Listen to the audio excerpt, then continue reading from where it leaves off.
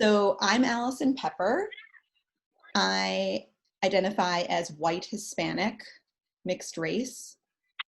My pronouns are she, her, hers, and I'm zooming in from a cabin in the woods today in Michigan, but I'm a city girl. I live in Astoria, Queens, New York. Let's hear from Leslie.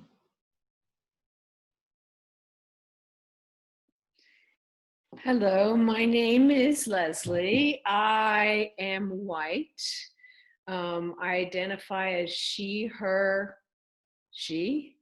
And I'm zooming in from a forest in Southwest Colorado, but I used to live in Brooklyn. Thank you, Leslie. Linda? Hi, I'm Linda. I am white. My pronouns are she, her, hers, and I'm zooming in from Wappingers Falls, New York. Great, thank you. Samantha? Hi, I'm Samantha. I identify as white. My pronouns are she, her, hers, and I am zooming from Albany, New York. Welcome. Thank you. Gail, would you like to introduce yourself?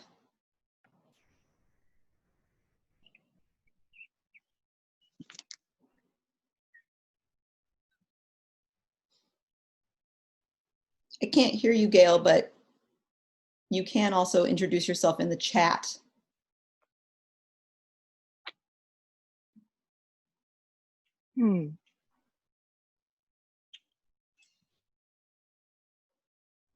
Are you there?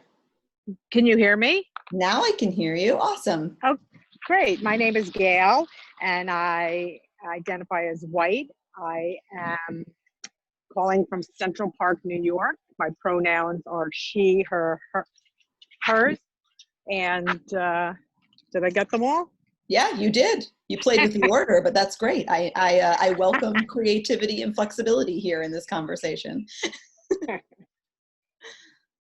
Sarah, are you there? Would you like to introduce yourself?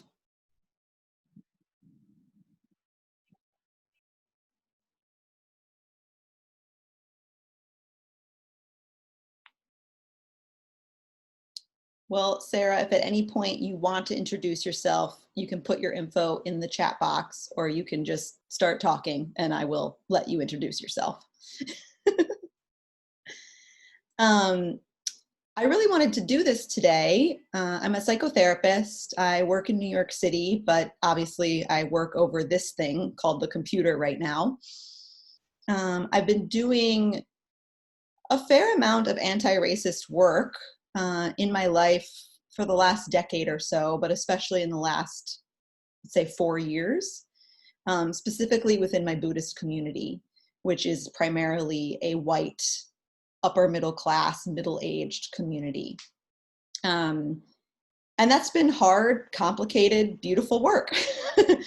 But given the summer that we're all having and the life that we're all living in at home primarily, I feel like this work is on all of our minds and hearts in a new way.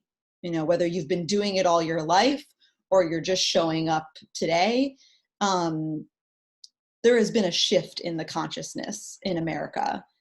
And as a therapist, I'm really interested in that. As a social justice activist, I'm really interested in that. So I just wanted to create a space, you know, here to talk about and be in dialogue and conversation with folks about whiteness and what it means to be white right now and the work that we can and are doing as white folks to wake up, to stay awake, and to lean into the conversation, and also beyond the conversation, lean into doing and making changes in our personal lives, in our professional lives, you name it. So one thing that I have discovered is that this work is not always fun or easy. It doesn't always feel good.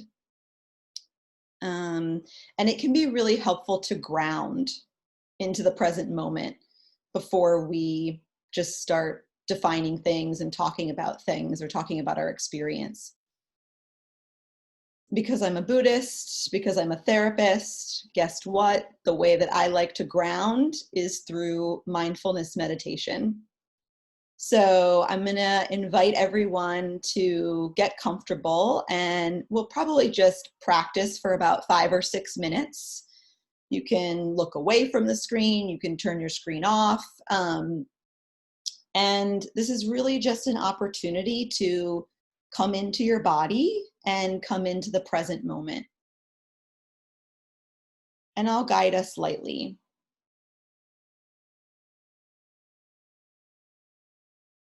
So just feeling your sit bones rooted on the earth, your spine,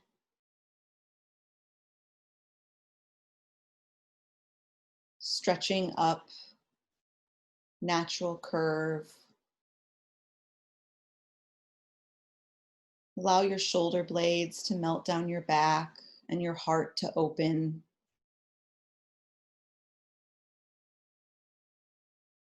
And just breathe. Feel your body breathing. Come into this moment through your breath.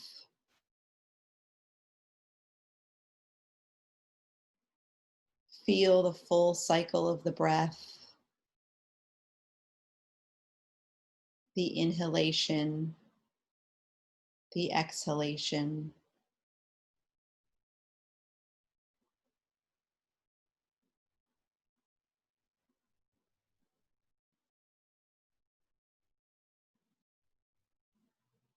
And if and when you notice you're distracted, you're lost in thoughts, thoughts about the future, thoughts about the past, just notice that. Notice that and come back. Come back to the breath.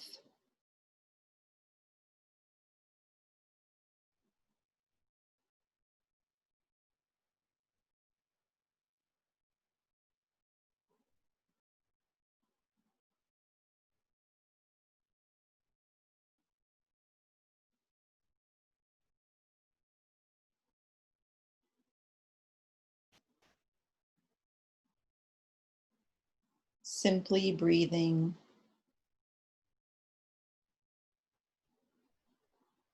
Gently coming back if you've gone away. Breathing in and out.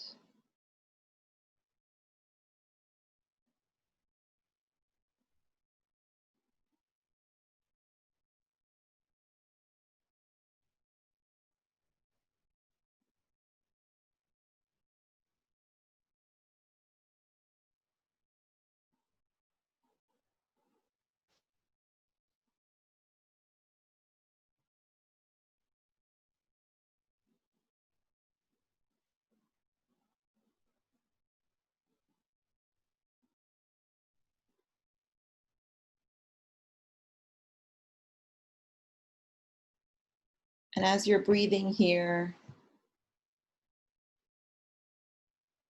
I'm going to read a quote, and I want the words to just wash over your present moment experience. Just let them land, listen, take them in, notice what happens, and just breathe.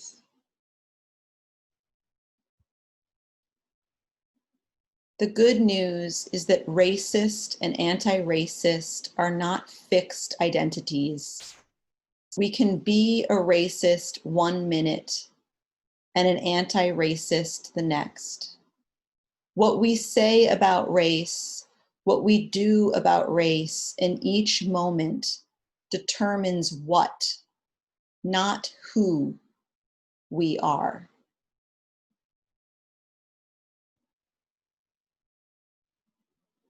The good news is that racist and anti-racist are not fixed identities. We can be a racist 1 minute and an anti-racist the next.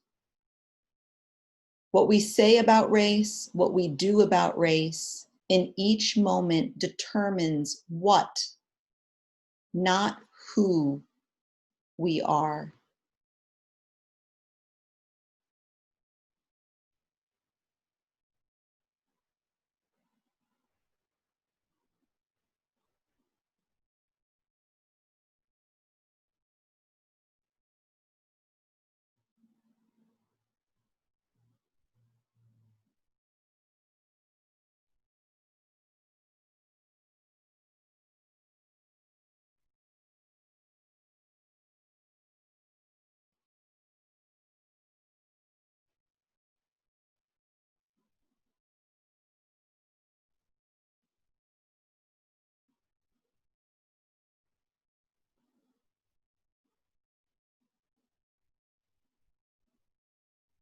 Let's take 3 more deep breaths here to finish our meditation together.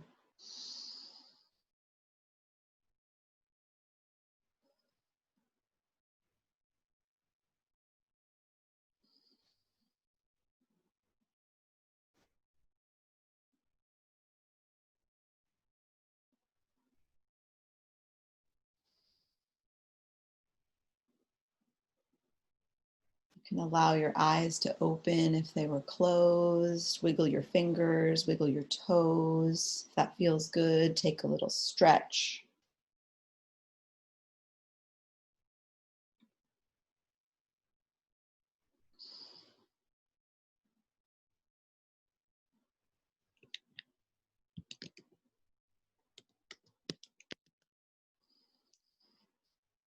Welcome, Sarah from LA, White, zooming in.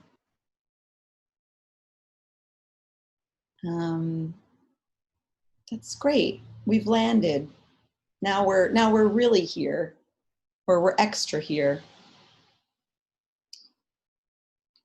So I wonder, how many people are familiar with Peggy McIntosh's essay about white privilege? Has anybody read it, heard about it? All right. So this is how I learned about white privilege in graduate school. This essay was written in the 90s, but I read it like 10 years ago. And it's such an important definition. It's such an important term to start to get our head, like wrap our head around, right? Because it's very easy to identify horrible acts of racism and point to them out there, right? I think growing up in America, maybe all of us, but I was definitely taught that racism was probably happening in the South. It was probably happening with old white men. It was probably happening with old white men with hoods in their closet. I was never once invited to look at myself or invited to look at the racist systems, like my educational system, for instance, that I was a part of, that was perpetuating horrible acts of racism. So Peggy's essay, what it does is it says, we can't just call racism this horrible thing and point to it and then feel and wash our hands clean. We have to look at all the ways that a racist society perpetuate one class of people, white people, to hold power and privilege and take that away from Black and brown bodies. And her list is epic. I mean, her list is long, but they are all privileges, many of which that we've probably been on, we've received these privileges, but we didn't know that they were privileges because we didn't know that they existed. It was just life. So some of these privileges are like I can buy a house in any neighborhood and get a decent loan for that house. I can walk into a store and not be followed around by the people that work there because they don't think I'm going to steal from them. I can turn on the TV or play a movie for my child, and the people that we see in that media will look like us. Their skin will reflect our skin, right? The list goes on and on and on. And when you think about that, you start to realize, oh, doors have been opened for me. I mean, others have been closed, of course. We all have our struggles. We all live in different places and experience a variety of isms. But when it comes to white privilege, many, many doors have been opened for us. So one example that I'm going to give from my life, which I started to think about when I was a teenager, but I did not fully think about when I was a teenager. I went to a large public high school just outside of Chicago in Oak Park, Illinois. And I have a learning disability. I struggle in school. So I was in a lot of regular classes. However, I loved English and history. So I pushed myself to be in the honors classes for those subjects because I loved them so much, and I had a resource teacher and a tutor and I could figure it out. I went to 2 different high schools.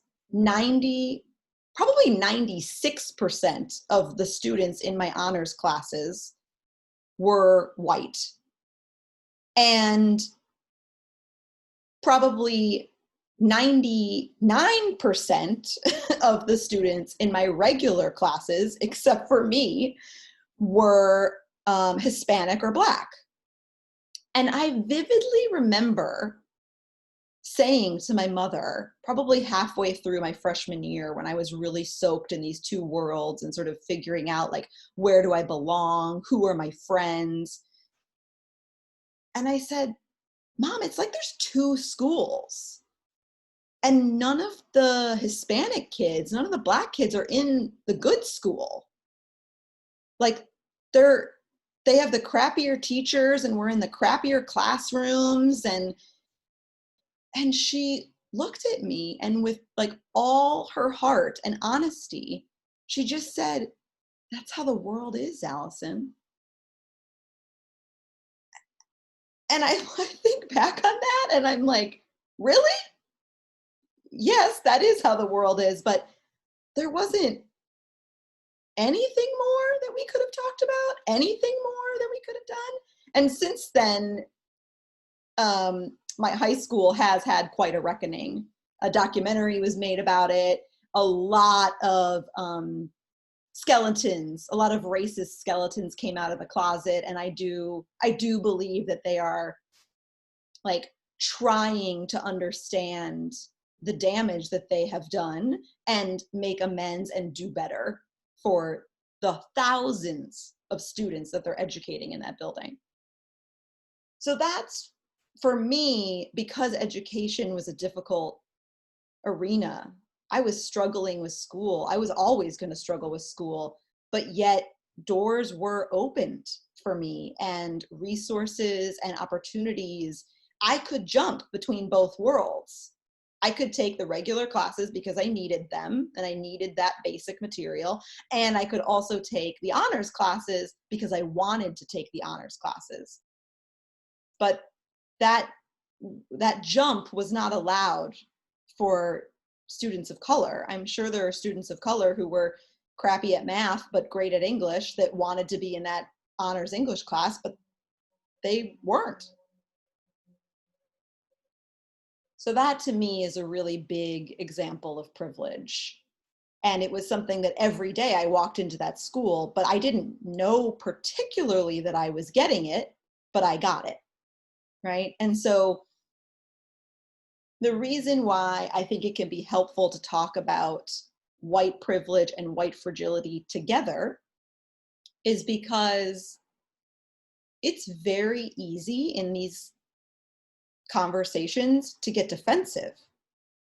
I mean, when I was in high school, if someone had pointed out that I was in the white school and I had all this privilege, I might have had a hard time handling that, because clearly I wasn't ready to see that, because I wasn't able to see that. Even though I did intrinsically get a feeling that this wasn't right, I didn't really understand what wasn't right. And so white fragility, which I feel like we're hearing all the time now, which is great because we need to talk about it, is this idea that white folks, especially white folks, can get defensive, can feel fragile, and can opt out of these conversations by either running away, crying, breaking down, or just shutting down, right? And I think it is our job to fill our cup and do what we need to do so we can have these conversations, so we can open our eyes and talk about privilege, talk about racism, talk about white fragility. So I wonder, does anyone here have an example, a question, something that's on their mind, maybe based on something that we just talked about or something that you're thinking about, when it comes to white fragility and white privilege?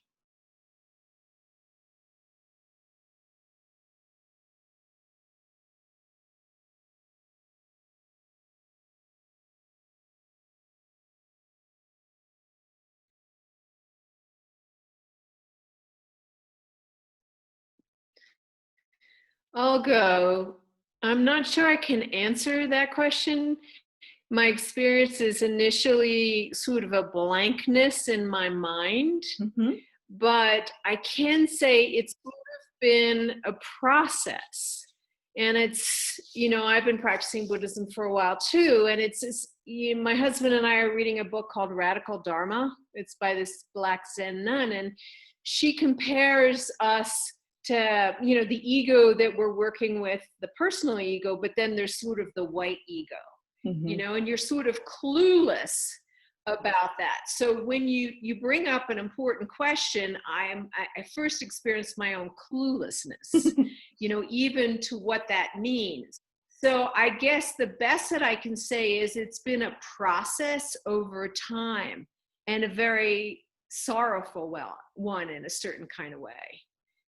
Just as when we start unpacking our ego, and I don't know if other people practice Buddhism, over time you start saying, whoa, I'm spending half my life trying to control my experiences so I feel okay. And when I apply that to my whiteness, all the ways I make myself comfortable, that was sort of a Robin DiAngelo quote, that has been helpful to me, because I certainly try to make myself comfortable. I don't know if that answers. No, that does. I'm just curious to hear from people. Thank you.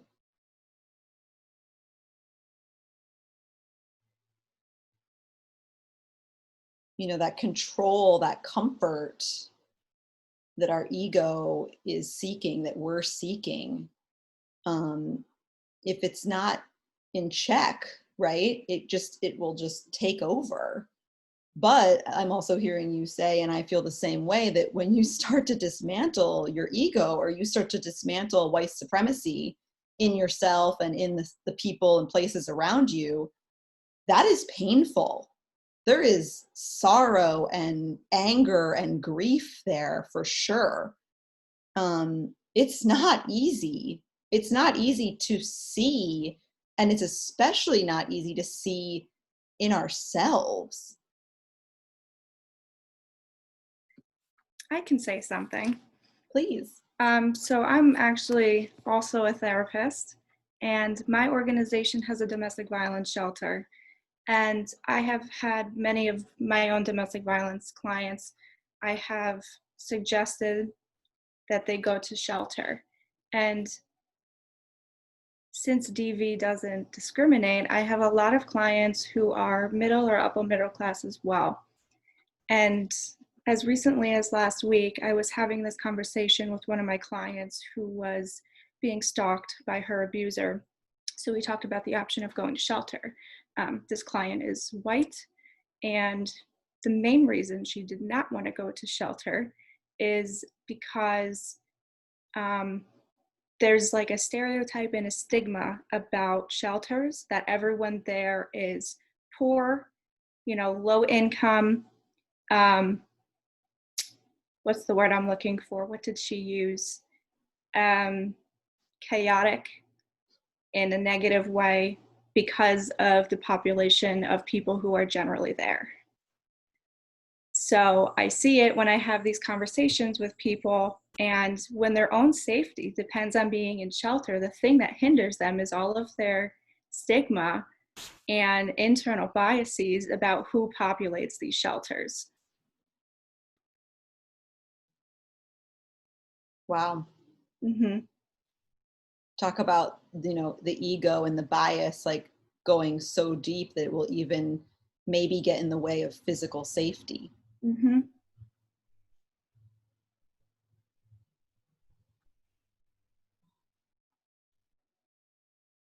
Where I'm located is, I don't know if anyone is familiar with Troy, New York, which is about 15 minutes from where I live, but it's a major city.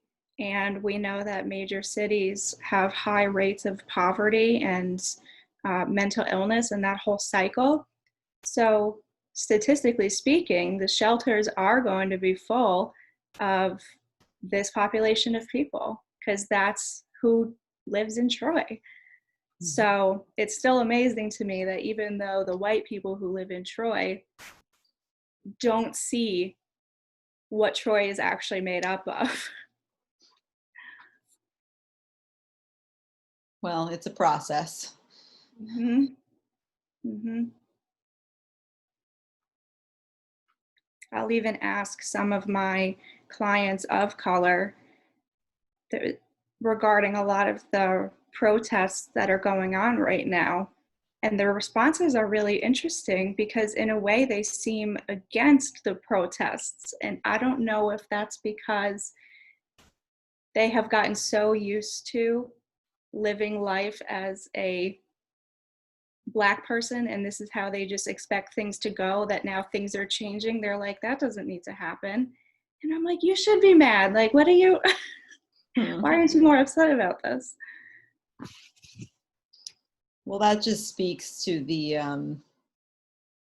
strength of white supremacy and internalized racism. Yeah. It doesn't matter what color our skin is. We all drank the white Kool-Aid. And we're all having to sort of play by those rules and live in the world and learn how to live in a world, right? And navigate. But that's obvious. That's heartbreaking to hear. I know. That's why when you were meditating, I read a quote from Ibram X. Kendi from his book, How to Be Anti-Racist. And the reason why I read that quote is because, sorry about that. The reason why I read that quote is because he speaks to the moment-to-moment experience of, am I racist? Am I anti-racist? Am I racist? Am I anti-racist? No one is racist, which I think is such a beautiful gift that he has defined that and expressed that in his book, that it is how you live and what you do moment to moment that defines if you are living in a racist moment or in an anti-racist moment. And that's not to take anyone off the hook, but I actually think it's to profoundly validate our experience and then also say, so now what are you doing? Now, so now what are you doing? This moment, this moment, this moment. And we don't have to be our mistakes. We can have our experience. We can be racist. We can have a racist thought. I mean, a lot of times we're maybe not acting out our racism, but it is in us and we are expressing it within us, and it could come out or not in subtle ways. I think about when I moved to New York City, and then when I worked in a rape crisis program, and I was pretty amped up and scared most of the time, I always crossed the street when I saw groups of Black boys, teenagers. I always did. I felt so threatened, but I wasn't ever threatened, and was really like living something out, and playing something out.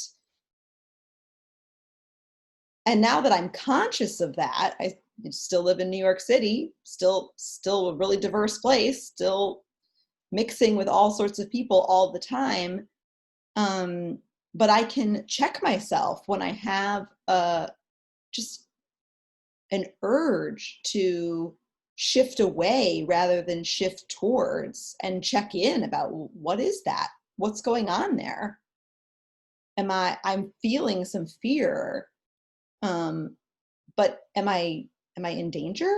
Like, is there any reason to shift my body or close someone out or walk away? So I wonder if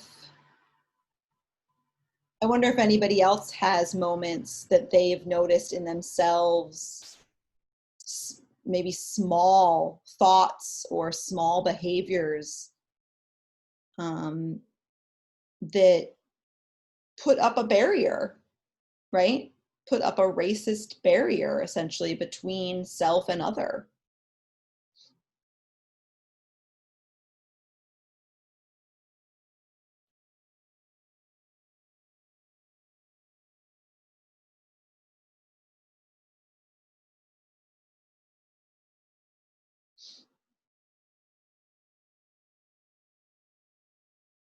Well, no pressure. We can think about it. I think when I was preparing for this and thinking about specifically white privilege, white fragility together, something that I kept landing on was shame. And the piece of this that is shame is particularly white shame. In reflecting on things that have either happened to us in ways that we responded, starting to become like clearer of the privilege, and sort of just shock that like that was given to me over and over again and was not to others, and the shame that can come with that.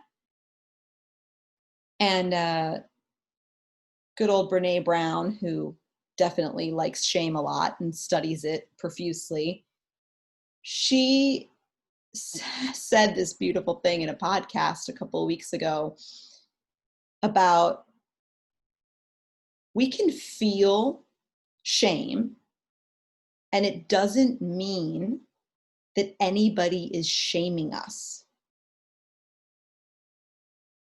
And I think that that's huge, because I think in these spaces and in other spaces where people are, undoing racism and looking at their biases and sharing that with other people, what can happen is you start to call each other out. You start to call each other in about, what you just said, that was intellectually interesting, but I think, you're bypassing, or I think that like someone said something or asked something of you and you're not able to go into that today.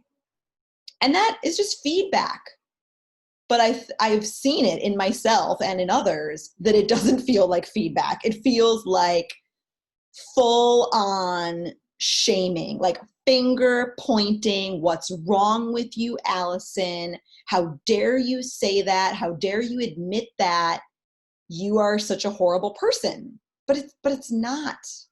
It's not. And I bring that up because I think shame is such a universal human emotion. It's not talked about. It's not one of the ones that like in kindergarten you're like happy, sad, mad, you know, like it's not discussed openly. And it can really lead to folks hating themselves and shutting down. And that's not helpful in this work at all. Right?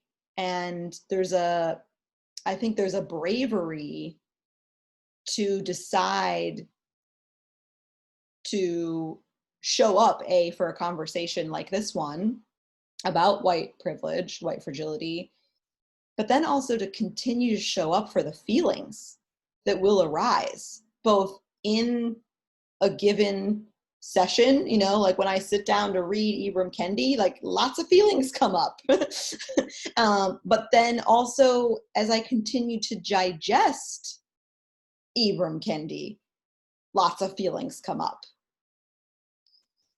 So when it comes to working with our privilege, working with our fragility, I think one of the most important things is tenacity, you know, is resilience, is the desire to keep going with this work, because it's not easy. It's not going to feel good all the time. But if you can make a change in you and you can be the change that you want to be in the world, that really does have an impact, you know? And I have proof of the impact. My mother, who's a wonderful woman, she's American, my father's Peruvian. Oh, hello, welcome. She's always been from what I can tell, a like bleeding heart, liberal, you know, loved everybody. She was an all lives matter kind of lady all her life. Let's put it that way. And, you know, a couple of years ago, I told her I'm starting this group. It was a mixed race group at first, and we were having conversations about racism, and sometimes we met together and sometimes we met separately in affinity groups, and she would ask me questions every now and then, but she was like, oh, you're always doing weird things, like you got your Buddhism and your racism, like just do your thing, Alison. And then this summer, talking to her on the phone, and she goes, oh, hey, I just ordered White Fragility, that book you told me about last year. Do you think we could have like a little book group and like you could read it again and I could read it and we could talk about it? And I was like, did she just say that? Right? Did she just invite me into an anti-racist conversation with her? So I put that out there as an anecdote to just share, you know, that this work is challenging, to say the least. And it does have an impact. You know, I think we can start to see it in ourselves. And then the beautiful thing is that we're in relationship to other people. And so we can also start to see that radiate out and the impact it has on others. So I wonder, welcome, Sean, are you trying to say hello? I can't really hear you.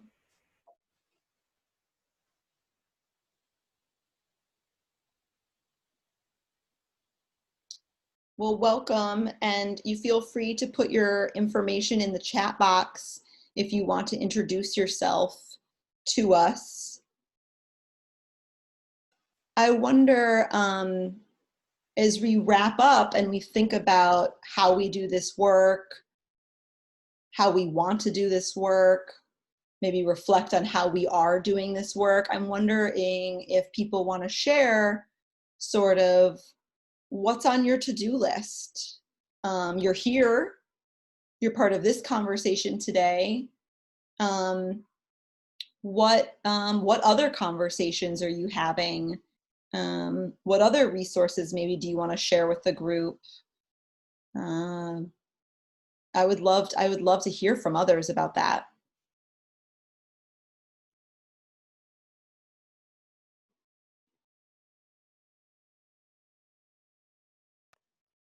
Alison, can you hear Yep. me? Yes, I can hear Okay. you. Hi, Sarah. I rarely speak in these kind of Zoom meetings, but I'm going to take a leap because this is very interesting to me. I'm white. English is my second language. I grew up in a different country, in Sweden. And I'm learning a lot about American culture and history in a completely different light right now. And partially it's because I have a son and he learned it differently than what is going on right now. I hope that will change. And there's a lot of change going on. My concern is the shaming aspect, which you addressed a little bit. And there is a lot of shaming going on internally, kind of, and also externally from others. And to sit with that is, of course, very difficult, but it seems to be a lot of anger and shaming intertwined with each other. I also feel there's a lack of, I don't know, lack, or if there is lack of leadership, or the leaders are not being shown. It's hard to describe, but I do find that there is a lot of shaming, pointing fingers from those who are the leaders in the white privilege, and even Reverend Angel Zen.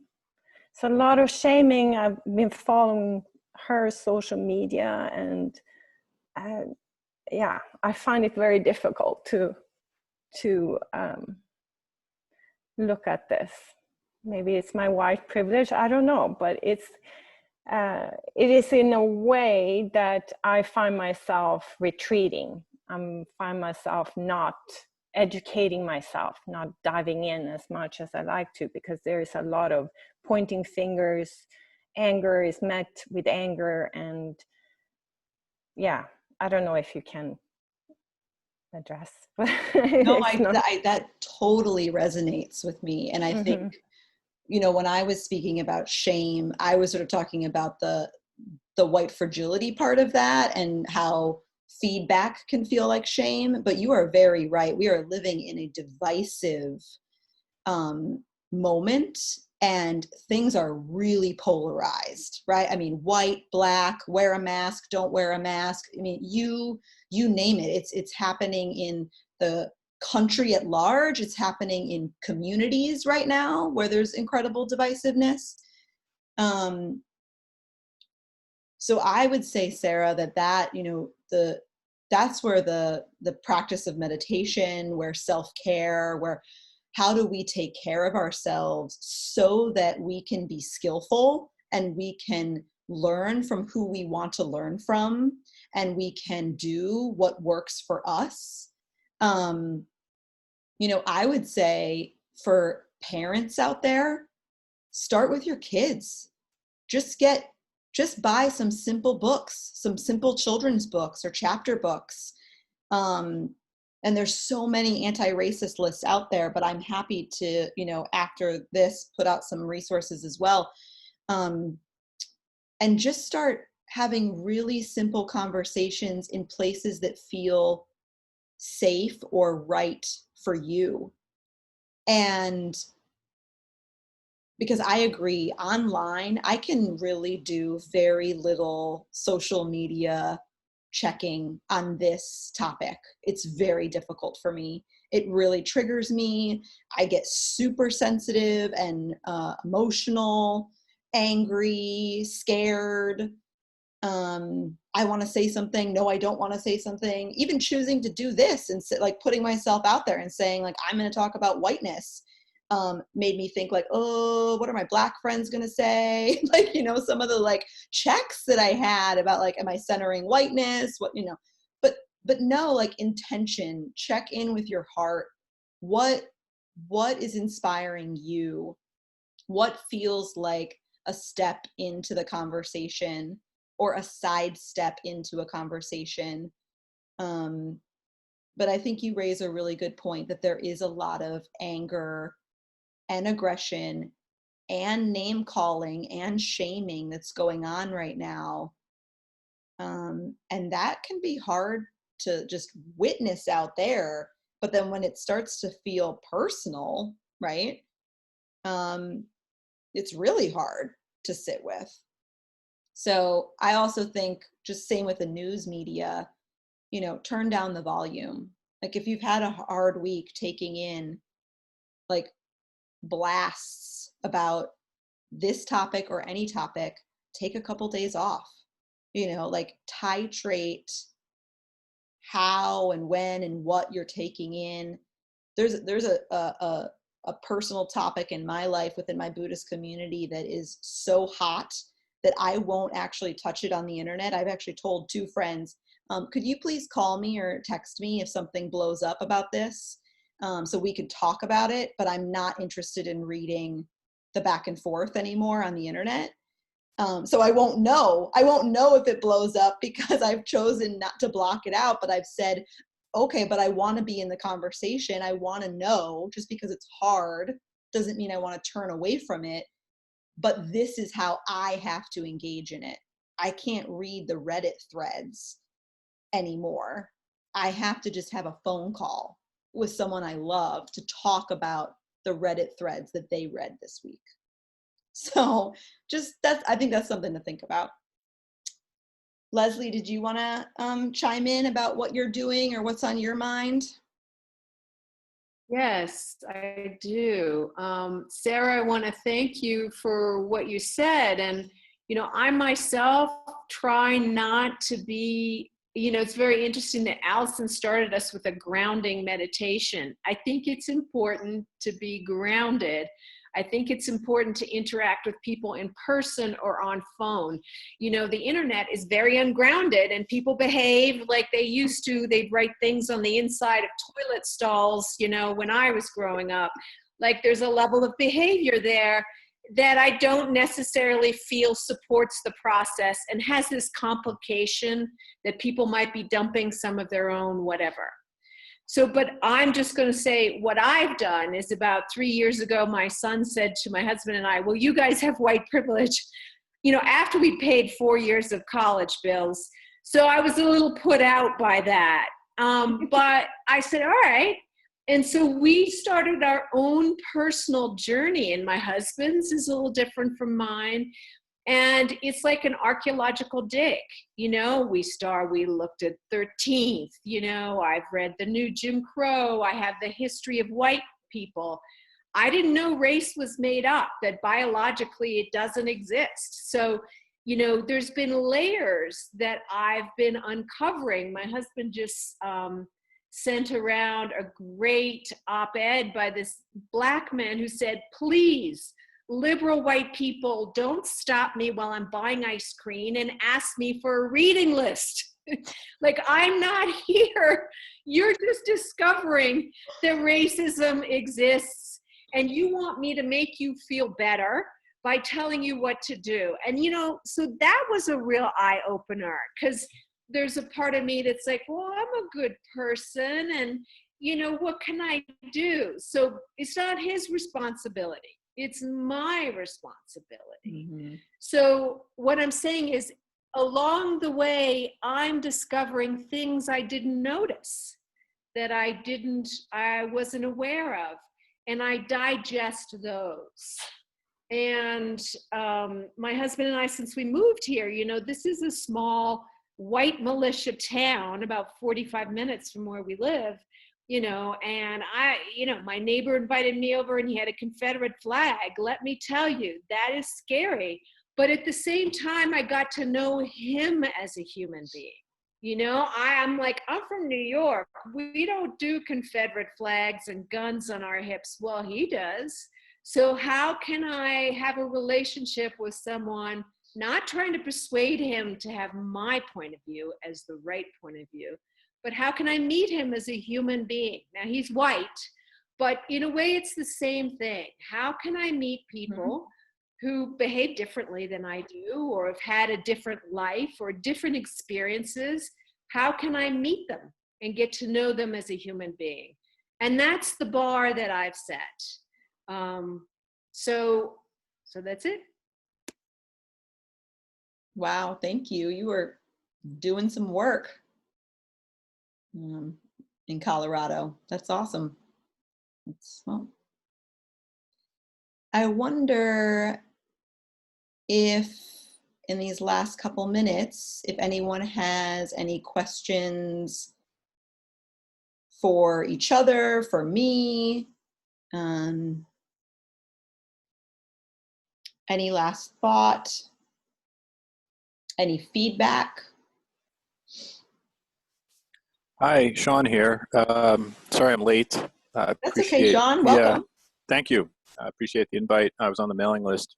I think you said that you're going to offer a recorded version of this. Is that right? Yeah. Yes. Great. So is that going out on the same mailing list that Correct. Yes. Yeah. Okay, terrific. Yeah, I look forward to seeing that. You know, one reason why this appealed to me was that, the comments people made concerning social media, the toxicity of online discourse resonated with me, and I was looking for a forum to learn about this stuff, but that didn't have some of those, some of the negativity that exists elsewhere. So I appreciate you offering this, and I look forward to watching the recording. Thanks. That's great, Sean. I'm glad you're here. I'm glad we'll get you the recording. And I totally agree that, you know, though we're not in person, in a perfect world, I would love to be in person, but in a perfect world, actually, we live all over the country. So it's kind of great that we're not in person, maybe. But I do think that Zoom, a small Zoom gathering, is the closest thing that we can get right now to in-person conversations, and that this feels like a topic and personal work, but also collective work that really needs to be done in spaces like this one, where we can identify terms, where we can educate, and especially for white people, right? I want to put some emphasis on that, like Leslie was talking, like we cannot rely on anyone else, especially our Black friends and neighbors, to do this work for us or educate us. We have a lot of catching up to do, and we have a lot to learn. And this is a great way to do that, to learn, to be able to, again, ground. That's really important for me in this work. Like, how are we showing up, starting with a meditation, starting with opening our heart and having an open mind. And, you know, again, defining some terms, unpacking some experiences that I or any of us have had, and then leaving it wanting to continue this important conversation and wanting to continue our work. So I would really invite everyone to, you know, you found this, you're here today on a random Friday at lunchtime. Well, maybe it's not lunchtime for everybody, like in California or Colorado, it might not be lunchtime. But I do think that there's a lot of information out there, and follow your inspiration, you know, and don't read a book just because someone told you to read a book. Read a book because you want to read that book. You would never pick a novel off the shelf just because someone told you to read it. You would want to read that novel. I mean, maybe Harry Potter or something like that. But I think it's important to trust your own wisdom and sort of assess the terrain, see what's out there, and then go towards the people and towards the media, right? The books, the podcasts, etc., the movies that resonate with you and inspire you. And then I'm sure there'll be opportunities where someone will blow your mind and throw something in your lap and you'll get to engage it. But I do think that things happen so fast on social media and can get so discursive and so heated. It can be almost or literally impossible to take that information in, I think. And if you do take it in, it can feel really overwhelming. So, you know, an hour here or there. It took me almost over a year to read Robin DiAngelo's White Fragility book, because when I started it, I felt like she was just like being a bitch and calling me out all the time. And then I was like, oh, wait, it's not personal. She's not actually doing that. But she has a voice that's so fierce in moments that I took it that way. And so I had to start it, stop it, start it again, and finish it. And I think that rings true for all of this work, probably. If we're being honest, you can't just digest this on round one. This is really complicated stuff. So I know it's 1:30. Leslie's leaving. It's been really good to be here with everyone. Keep an eye out. We'll send an email with some resources and with the recording of this talk. And get in touch with me if you want any more information about me, my practice, the work I'm doing. Happy to have conversations offline. Thanks, everyone. Thank you so much. Thank you, Allison. You're very welcome. Enjoy your Friday. Thanks, Allison. Bye. Bye. Bye.